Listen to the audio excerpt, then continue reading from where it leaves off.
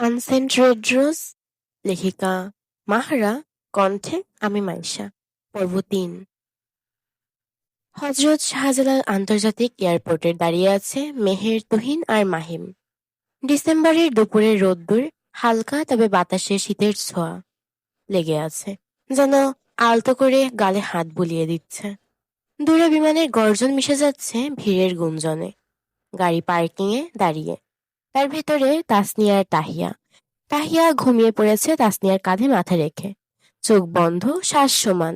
বেচারি তাসনিয়া নড়তে পারছে না, শুধু জানালা দিয়ে বাইরে তাকিয়ে। তাহিয়ার এই অভ্যাস চিরকালের, গাড়িতে উঠলেই যেন হাজার বছরের ঘুমের ঘাটতি পূরণ করে, কুম্ভকর্ণের মতো গভীরে ডুবে যায়। আর এর মাসুল দিতে হয় তাসনিয়াকে, বড় বোনের দায়িত্ব পালন যাকে বলে। মেহের গেটের দিকে তাকাচ্ছে বারবার, চোখে অধৈর্য, বুকে উত্তেজনার ঢেউ। কখন আসবে তার ভাই, কখন? অচেনা মুখের ভিড়ে হঠাৎ চেনা এক গম্ভীর পুরুষালী মুখ দেখে তার ঠোঁটে হাসি ছড়িয়ে পড়ে।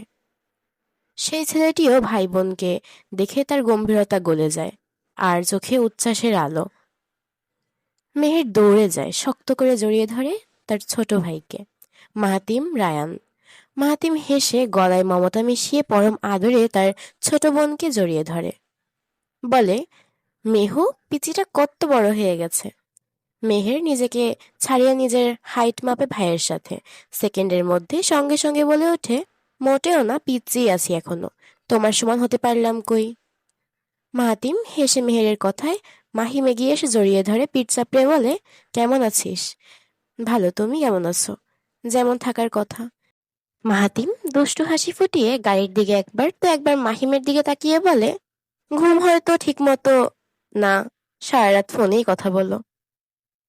মাহিম চোখ রাঙায়, যেন বড় ভাইয়ের সামান্য শাসন দেখাচ্ছে। মাহাতিম তা পরোয়া করে না। এর মাঝে তুহিন হাত বাড়ায় মাহাতিমের দিকে। কেমন আছেন মাহাতিম ভাই? মাহাতিম কিছুক্ষণ তাকিয়ে থাকে, তারপর হেসে হ্যান্ডশেক করে, মুখে হাসি টেনে উত্তর দেয়, ভালো, তুমি? জি ভালো। এর মধ্যে পোর্টাররা ব্যাগ ডিকিতে তুলে টাকা নিয়ে চলে যায়। একে একে সবাই গাড়িতে ওঠে। এয়ারপোর্টে থেকে ডিরেক্ট রওনা দেয় গোলাপগ্রামের পথে। তুহিন ফ্রন্ট সিটে, মাহাতিম মেহের মাঝের সারিতে, পিছনে তাহিয়া তাসনিয়া। মাহাতিম গাড়িতে বসে গা এলিয়ে কিছুক্ষণ চোখ বন্ধ করে থাকে। কিছুক্ষণ যেতেই ভিউ মিররে দিয়ে পিছনে তাকায় তাসনিয়ার কাঁধে পরম শান্তিতে ঘুমিয়ে থাকা মেয়েটির দিকে। তাহিয়া মুখে চুল ছড়িয়ে, ঘুমের গভীরতা অস্পষ্ট। মাহাতিম চোখ থমকে যায়, হঠাৎ যেন হৃৎপিণ্ডটা লাফিয়ে ওঠে, কারণ তার অজানা হয়তো, বা হয়তো জানা। চেনা ভিড়ে অচেনা এক মুখ, যেন কিছু মনে পড়তে চায় কিন্তু ধরা দেয় না। সে মনে মনে ফিসফিস করে বলল, এই মেয়েটা কে? বলেই আবার তাকায় সেদিকে। তাহিয়া ঘুমের জাগতে হারিয়ে ফেলে, তার কোনো হুঁশ নেই। সে শুধু ঘুমাতেই ব্যস্ত। মাহাতিম তাসনিয়াকে উদ্দেশ্য করে গলায় সজনতা রেখে বলে, তা ভাবি, ভালো আছেন? তাসনিয়া লাজুক হেসে সম্মানের সহিত বলে, জি ভালো ভাইয়া, আপনি কেমন আছেন? মাহাতিম, ভালো। মাহাতিমের মন চায় জিজ্ঞেস করতে পিছনের মেয়েটাকে, কিন্তু ইচ্ছাটা চেপেই রাখে। আবার মনে মনে বলে, হয়তো ফ্রেন্ড বা কোনো কাজিন, নাকি তাহিয়া। আবার নিজেকে বিদ্রুপ করে বলে, তাহিয়া তো একদম পিচ্ছি, তাহিয়া হবে না। মাহাতিমের ধ্যান ভাঙে মেহেরের চিপসের প্যাকেট খোলার খসখস শব্দে। এদিকে মাহিম আর তাসনিয়া চোখাচোখি করে। মাহিমের চোখে অভিমানের ছায়া, তার প্রশ্ন, কেন আমার পাশে বসনি? তাসনিয়ার চোখে অসহায়ত্ব, তাহিয়া ঘুমাচ্ছে তো। মাহিম চোখ রাঙিয়ে মনে মনে বলে, তোমার বোন নিয়ে তুমি থাকো। মেহের নীরবে একবার তাসনিয়াকে তো একবার মাহিমকে দেখে, মুখ টিপে হাসে। বেশ কিছুক্ষণ পরও যখন এই সিন শেষ হয় না, তখন নিজেই বিরক্ত হয়ে মাহিমের নজর কাটতে বলে, আর কতক্ষণ লাগবে বল যেতে? মাহিম, 40 মিনিটের মতো। গাড়ি থামাও। হঠাৎ এমন কথা বলায় সবাই কিছুটা চমকে মেহেরের দিকে তাকায়, আর তুহিন সবসময়ের মতো বিরক্ত চোখে তাকায় মেহেরের পানে। তুহিন মনে মনে মেহেরের গোষ্ঠী সহ মেহেরকে বকে বিড়বিড় করে বলে, সব জায়গায় বিরক্তিই করবে, বিরক্তিকর। মাহাতিম অবাকতার রেশ কাটিয়ে ভ্রু কুঁচকে মেহেরকে বলে, কেন, কি হয়েছে? আমি বলছি তো গাড়ি থামো, তারপর বলবো কি হয়েছে।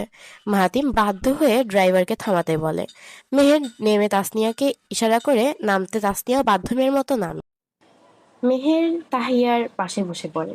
মেহের মাহিমকে চোখে ইশারা করে, যেন কিছু একটা গোপন বোঝাপড়া যা তাদের ভাই বোনের মাঝেই সীমাবদ্ধ। মাহিমের চোখে বিরক্তিকর বদলে খুশির ঝিলিক দেখা দেয় সাথে সাথে। মাহাতিম আর তুহিন যেন কিছু বুঝে আর কথা বাড়ায় না, যে যার মতো বসে পড়ে। গাড়ি আবার চলে গোলাপ গ্রামের পথে। লাল গোলাপ আবারও হানা দিল তুহিনের মনে। এই লাল গোলাপ হাজারো জিনিস শিখিয়েছে তাকে: ভালোবাসার অপেক্ষা, অযত্নের যন্ত্রণা আর অজানা রহস্য। আর প্রথম ধাপটা এখান থেকেই শুরু, যে এখান থেকে কিছু একটা বদলে যাবে আস্তে আস্তে, ধীরে ধীরে। গোলাপগ্রাম, লাল গোলাপের এক অপার সমাহার, যেন রক্তরাঙা পাপড়ির সমুদ্র ছড়িয়ে আছে চারদিকে। কোথাও হলুদ জুঁইয়ের ঝাঁক, কোথাও সাদা চামেলির সুবাস, কিন্তু লাল গোলাপের সংখ্যাই অগণিত।